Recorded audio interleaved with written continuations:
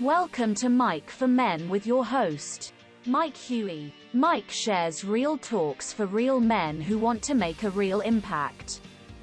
In today's episode, Mike shares steps to dramatically increase your listening skills.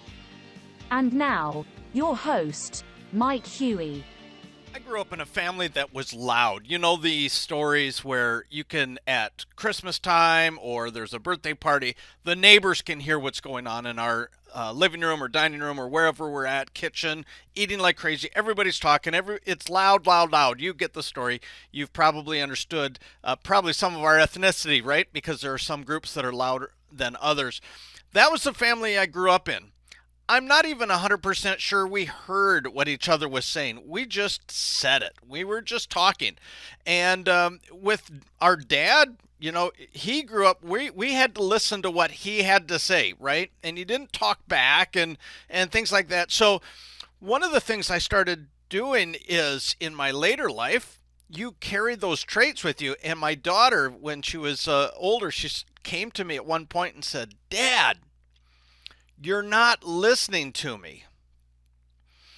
And that was the moment where I said, wow, I've brought a lot of the stuff I grew up with into my next family, and this is going to perpetuate generation after generation. Now, I was listening to her. She didn't feel I was listening to her, or I didn't understand what she was saying, and she didn't feel I was listening to her. But the whole point was, she didn't feel like I was listening. And that put me onto a course of saying, okay, I'm going to really do a deep dive and study listening skills. And now in the years since, I think it's really transformed a lot of things that I learned. It's transformed relationships. It's helped build a stronger marriage. It's built a stronger relationship with kids, all that kind of stuff. Because listening skills are so important to every communication, every relationship we have, whether it's our boss, our clients, our intimate relationships, our friends, all that stuff. So today I want to give you some ideas, things that I've learned about increasing listening skills. Now, listening is different than hearing. And there's the big caveat, or the big problem that a lot of people have, is they think, well, I heard him. You maybe listened, but you didn't hear. In fact, there's a ear and nose throat doctor. Well, I was in his office once, and he has this big sign on, "I can help you with your hearing, but I can't help you with your listening." So today we're going to be talking about that. The first thing that I wanted to share with you is that it's not about listening to the words that are being said. That to me was like, boing, the lights went on when I realized it's not about listening to the words that are said. It's about hearing the emotions behind the words. There's times that somebody would say, well, you're always this. Well, I might not always be that, whatever that is. They say you're always being so driven. Well, maybe not always, but they feel like I am. Or, Mike, you're always saying this. Might not be really always doing that, but they're feeling that. So I want to encourage you, the first step really in great listening skills is listen for the emotion. Listen for emotions. Part of listening for emotion is to listen with your eyes, not just your ears. In fact, you're looking for body language. You're looking for frustration in their eyes. You're looking for their eyes rolling. You're looking for them looking up, looking down. You're looking for, that tremble that happens in their lip. You're looking for, their fists are clenching. You're listening with your eyes just as much as your ears. Research definitely shows that verbal communication is only a portion of what's being communicated. Body language is a major portion of that. So be looking for that. And when you're listening, don't try to listen to hear, try to listen to understand. Listening to understand what they're saying, the nuances behind it, what's going on. In fact, when some people say, well, I try to recap what I'm hearing, but what you are doing is you're recapping the words. I encourage you, don't recap so that they know you heard them. Recap so that they know you understand them. And that's different. That means recapping what they're saying in your words, in your concepts, in your clarifications, and also recap your understanding of their feelings. What are they feeling? Oh, I can understand why that would be so frustrating. I would be frustrated too if ABC. Oh man, I see why you're so excited, because even though they didn't say I'm excited, you can see the emotion. So recap emotions, recap understanding, not just the words that they're saying. Because you're really, when communication's happening between a transmitter and a receiver, we're really trying to make sure that what they're trying to communicate is what's being received. When I've spoken in China and Africa, I have to speak through translators. And it's really evident to me how much the words we speak really is a restriction to us in our efforts to communicate what we're trying to get across. If you have to communicate what you get across, but you don't get to use your words, somebody else has to interpret both your words and what you're really trying to communicate. That's the same that's happening here. English, since this podcast and YouTube channels being broadcasted or published in English, I'm assuming I'm speaking to English-speaking people. So the English language is always changing and adjusting because it's limited. It is limited in what we can communicate. So I want to encourage you, when you're recapping, you're really looking past the words and you're looking into what they're feeling, what their emotions, what the excitement is, what's their experience. And when you don't understand a couple things, we can ask clarifying questions about it. Forbes magazine had an article on 10 things to do to make sure you're increasing your skills in listening. And so I just want to run through those briefly with you. Number one is simply face and make eye contact. Stop texting, stop listening to the phone, stop looking on your computer. Turn away from your computer and focus and look at your coworker. When your spouse or your friend or whatever, instead of you staying focused on your phone and your put the phone down, turn and focus on them. Number two is be attentive but relaxed, right? So relax, get your mind into it, be attentive, relax. Number three, keep an open mind. Don't grab onto one sentence and jump from, they said this sentence, so therefore I'm coming to this conclusion.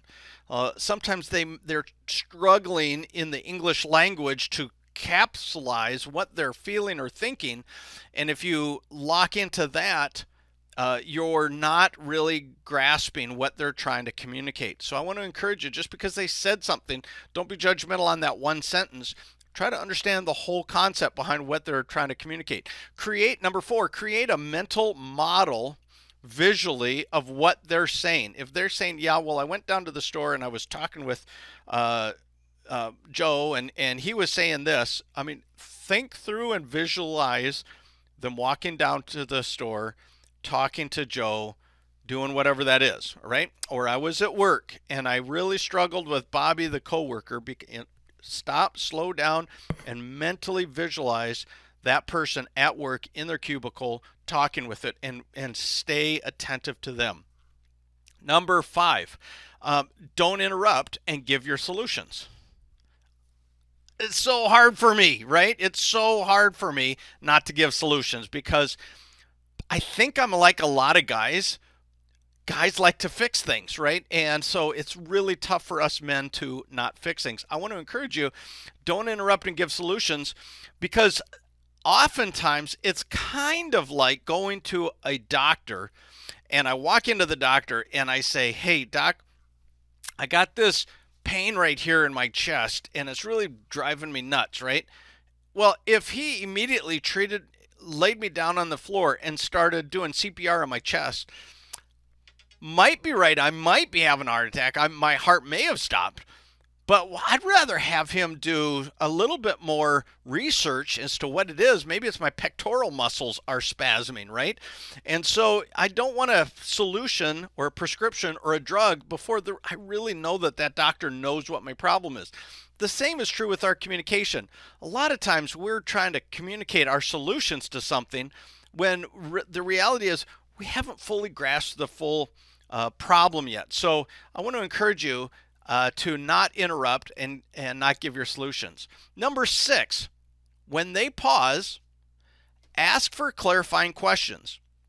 Clarifying questions. So help me understand this, Joe. You're saying this. How does that mean X, right? Clarify your understanding. That doesn't mean recap. It means clarifying questions. Okay, I heard what you're saying, but I don't understand this. Could you further expound on whatever that is? Ask clarifying questions. Number 7, ask questions to ensure understanding. So ask questions, and so you're saying, are you really saying this, this, and that, or where am I short? That's another way. Now, one of the things that the Forbes magazine said only ask those kind of questions. I like also in my consulting world, one of the things I think is really powerful, if you want to give solutions, a lot of times if you give a solution and they apply the solution and it doesn't work, guess whose fault that is, right? It's your fault. However, if you're asking them questions, a lot of times if there's a solution out there, I'll ask them questions and guide them to their own solutions through questioning, and they might come to the same conclusion I had. They might come to a different solution, but it's their solution. They found it. And now if it doesn't work, it's on them. It's not on you. You're communicating. So when you ask questions, either ask to ensure your understanding, or if you really feel like there's a solution, ask them to go to a solution. So one of the things that I noticed, I have adult children. They're facing different things, and sometimes they'll call me and say, okay, Dad, I'm facing this. What do you think I should do? I immediately stop and I never tell them what I think they should do. I learned a long time ago the best thing for me to do to help my kids when they were in their 20s, now they're in their 30s, is say, okay, well, have you asked this question? Have you asked that question? Here are some questions to add. Here are some people you should be asking those questions to. Come to your own conclusions because you're smart individuals. And so a lot of times that's some of the best ways to give solutions is not to give it, but give them questions that they should ask to walk them to it. Number 8 is feel what they are feeling. So we've talked about that. Feel the emotion of the frustration. Feel the emotion of the pain. Feel the emotion of the excitement or the victory. Whatever that is, get into that feeling. Number 9 on the Forbes magazine was give the speaker some feedback. Not, oh yeah, I understand. Yep, I understand. But more, oh, you must feel like so excited because that contract came in. You've been working on that for 6 months. That says something totally different than, yeah, I understand that you're excited. Okay, or I see why you're so frustrated. That's give the speaker that kind of feedback. Number 10, pay attention to what is not said. That's the Forbes magazine. We've talked about that. Pay attention to what is not said. Pay attention to what you're seeing. Pay attention to how they're fidgeting. Pay attention to they're starting to sweat, or there's a small little, their eyes are just not quite tearing, but man, I can see that they're getting watery, right? Those really show some emotion. So those are things to keep in mind from that article. As you start working on your listening skills, one of the things I found was that it became really difficult for me to be around people who don't listen, and they have not worked on it. Even some people who are older than me. I have one person that's in my life, and I will just get started with, oh yeah, hey, my son is facing this. And he stops immediately and he launches into his kids, right? One of the biggest obstacles that also comes up is when you're listening, if you're listening, but your mind is thinking about what you're going to say next. When that happens, you're really not communicating with them. You're really communicating with yourself because they're talking, and while they're sharing, your brain is not paying attention to what they're saying. Your brain is like, okay, I got the story I'm going to tell. As soon as he has a break, I got a story I'm going to tell. Oh, what was the things behind that story? Yes, okay, I got that story I'm going to tell. And then as soon as they break, boom, you're into your story. That's shifting the whole conversation to you and not them. Communicating and listening is all about them. When you fully understand and you fully grasp it, hopefully they will say, okay, I want to hear and they come back to you, and now they're focused on listening to you.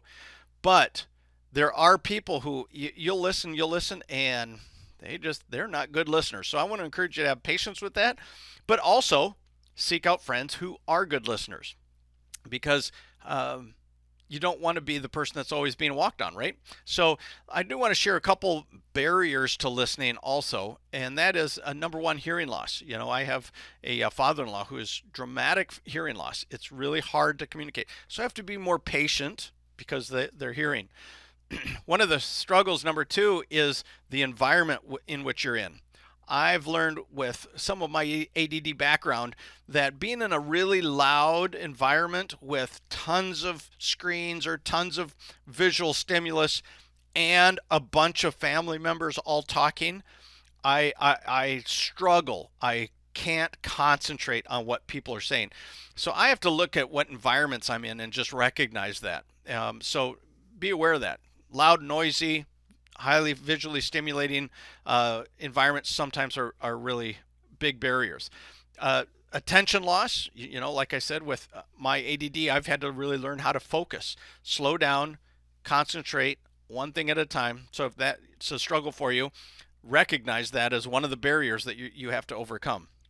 Number four, and we've referred to it a little bit, is the intent on fixing the speaker's issues. When they're facing something, bite your tongue, and at most ask them questions to help them go to their own conclusions. We've talked about thinking about what you're going to say is another barrier. It's a barrier. People know when you're talking. People know when they're talking and you're thinking about what they're going to be sharing next. That's a huge barrier in communication. The next one is a barrier is the speaker rambles on and on without stopping. We're going to be talking in a second about how to talk so that other people will listen, but that's a barrier. People repeating statements over and over. If they're repeating statements over and over, that's also a big barrier to listening. It's hard to overcome that. So we'll get into more things you can do. And then lastly, if you have a history with that speaker could be coming in all fresh and say, hey, I want to start all fresh, do things over, but you've got this baggage of the background in the relationship that's stopping you. You know that here's the hot topics that I have to avoid, or they're going to bring this up and it's going to be painful and frustrating. That already is becoming a barrier to listening. So those are some barriers to listening I wanted to share. Last thing before we close up this session is how to talk so that people will listen. That is also a skill and an art. One of the first things is not to keep repeating yourself. Once you do that, people start checking out. So if you hear that you've had to say things 2 or 3 times, you are not communicating the emotion. You're trying to say it over and over as emphasis, but there's different ways you can say it. So I want to encourage you, don't keep repeating yourself. Or if you feel like you're led to, ask them if they understand and say it back so that you grasp it, because then you can go on to the next statements, you can go on to the next concepts, things like that. So don't do that. And number 2 is talk in shorter segments. There are times that I almost intentionally time myself when I'm in different environments to make sure I'm communicating in statements of 2 minutes or less. And when you talk shorter, you give room. Communication is a lot like breathing. You breathe in and you breathe out. And you listen in and you communicate back. When you can't just constantly breathe in and you can't just constantly exhale. So I want to encourage you to have shorter statements, and it keeps them involved. It gives them a chance to not interrupt you, because people interrupt because they want to say something that they feel is relevant to the conversation, but you're rambling on and on and on. And so that's a barrier to communication. Give shorter statements. In fact, one of the best ways I think that you could stop is and increase communication is by simply saying, well, that's my thoughts, but I'm really interested in yours. Great statement. And yet people will say, oh, okay, they're finished. They want to hear what I'm saying, and now it's increasing communication. A couple books that I highly recommend, I'll put down in the bucket at the end of this, is one, The Lost Art of Listening. Great book, thick book, full of full of details, full of great illustrations. I think the person was either a family or marriage therapist, but he really talks about different family issues and how they've broken it down and increased communication and listening, because most people aren't listening. And the reality is, a lot of times it's our family that we want to have the closest relationship with, whether it's our immediate family or our spouse, kids, or something. So great book, Lost Art of Listening. The other one, a classic in American culture that is really good, is How to Win Friends and Influence People. So I want to encourage you, both of those are available at your best bookseller. Again, thanks so much for listening. Thanks so much for listening. Have a great day.